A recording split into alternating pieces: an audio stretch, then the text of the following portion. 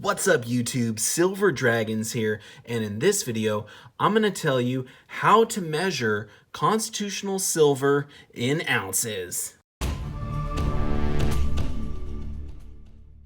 Thank you so much for watching another one of my videos. I sincerely appreciate it. This one is all about constitutional silver, how to measure it in ounces so you can better figure out how to buy and sell it and figure out the price for constitutional silver.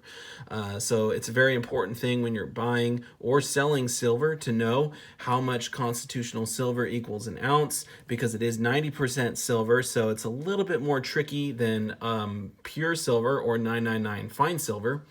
But before we get into that, if you're new to my channel, please consider subscribing because I got a lot of really awesome silver-related content coming out. So let's get into this topic. If you don't know what constitutional silver is or junk silver, it is U.S. currency, that is dollars, half dollars, quarters, and dimes, older than 1965. So this one right here is 1957. That's 90% silver. We got a dime here. What's this one? This one is 1964, so it is older than 1965. That's 90% silver. In fact, all of this in here is 90% silver. So people refer to this as junk silver or constitutional silver.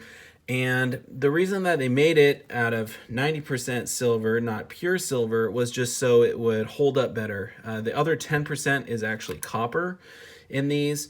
So this is a pretty cool one here, 1929 looks like. And you can tell some of these older ones, they sort of get worn down a lot faster. This one's 90 years old right now. Some of the newer ones aren't as worn down. But anyway, it's very important to be able to figure out how much constitutional silver actually equals an ounce of silver. So when we weigh this, we're not going to be looking for 1 ounce. We actually want this to weigh more than an ounce because it's only 90%. So we want it to weigh, if you do the math, it's about 1.111 of an ounce will get you to right about an ounce of silver. So let me show you what I'm talking about. Turn on the scale here. And just as a general rule of thumb, for constitutional silver, you want to do $1.40 face value, generally speaking, and that'll get you as close to an ounce as you can. So if we can get it to weigh 1.111 ounces total weight, because this is only 90%, that'll bring it down to 1 ounce of silver. So I got some dimes here.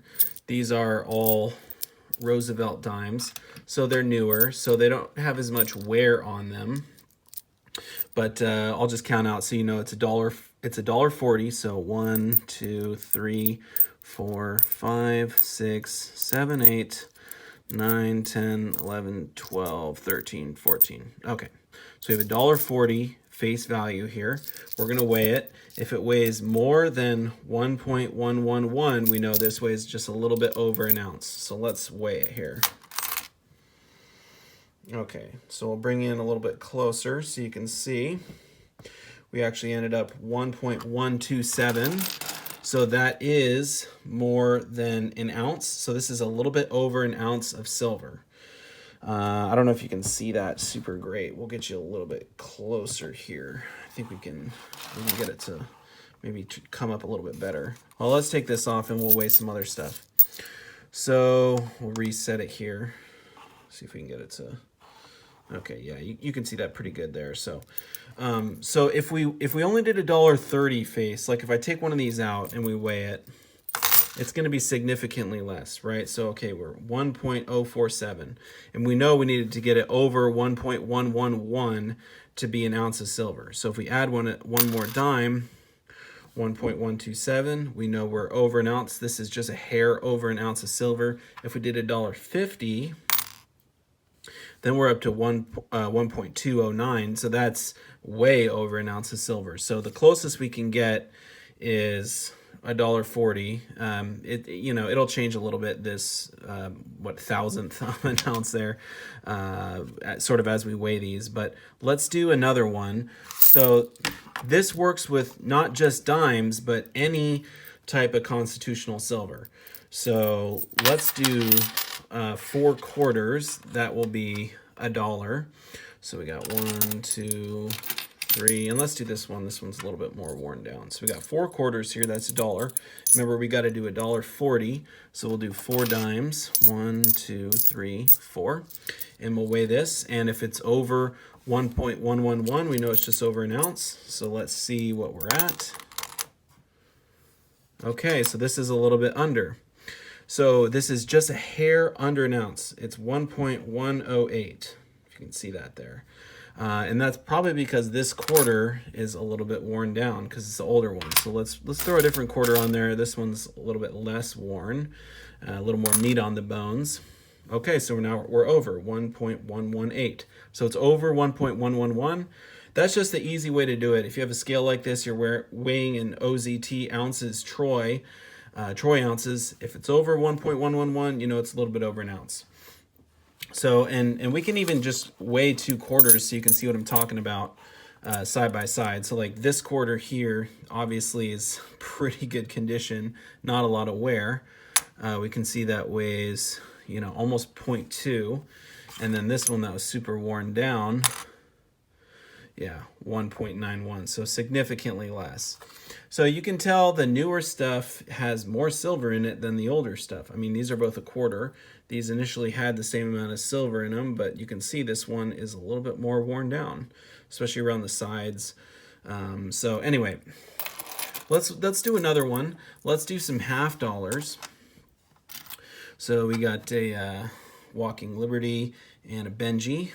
So this is $1. And then we got to do the dimes again because we got to get the 40 cents. But let's do some Mercury dimes this time. Why not? So let's do 2 Mercs and 2 Rosies. All right, so we got $1.40 face value here. Let's see how close we can come to 1 ounce. So let's get these weighed here. Okay, almost exactly an ounce, 1.113. So that's pretty much spot on right there. So this is basically exactly an ounce of silver. So when you're buying and selling constitutional silver, get that out of there, turn that off. Okay. So when you're buying and selling constitutional silver, if you know that $1.40 face value is basically as close as you can get to an ounce of silver, then you can price your constitutional silver accordingly. So let's say the spot price of silver is $15. That's right around what it is right now. And you wanted to buy some constitutional silver, and the person you were buying it from said they would sell it to you at spot. Then what you could do is just take $1.40 face value right there, and then that would be $15. It's as simple as that. If they wanted to charge you $1 over spot for that ounce of silver, then this right here would be $16. So that's pretty much how to price, buy, and sell constitutional silver. It's as easy as that. Now, like I said, the older stuff, and as we proved, weighs less. So if you're buying constitutional silver and you're just going for weight, for silver weight, then you want to get the stuff that is the least worn as possible.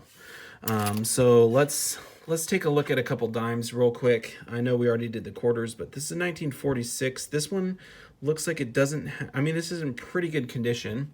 And let's take one of these older Mercury dimes here, and we'll just weigh these ones just to do one last comparison. This one, it is fairly worn around the edges.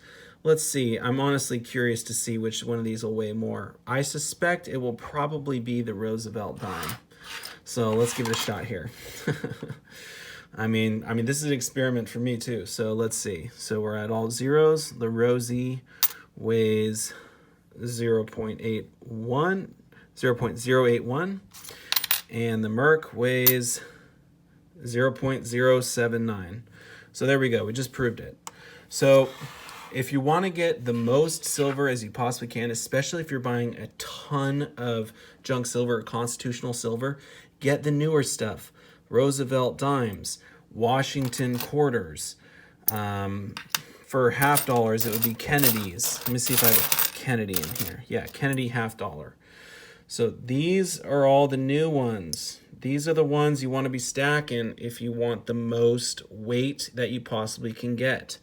If you don't care about that and you just want some older stuff, then you can wander into the Mercury dimes, the standing Liberty quarters. You get older, we get the Barbers, Barber $50, Barber dime, all that stuff. So it's pretty much up to you how you want to stack it. But if you want to get the most silver as possible, you get the younger stuff. Because just think about it logically. This $50 right here, what's the year on this? It is 1906, okay? So this is 113 years old. So this has been jingling around. I mean, this is circulated currency here. This has been jingling around in someone's pocket for 113 years. And look how worn it is. I mean, you can barely even read the back here. So just generally speaking, these old Barbers, they're going to have a lot less silver than the Kennedy $50. This is 1964. This is the most recent of the 90 percenters.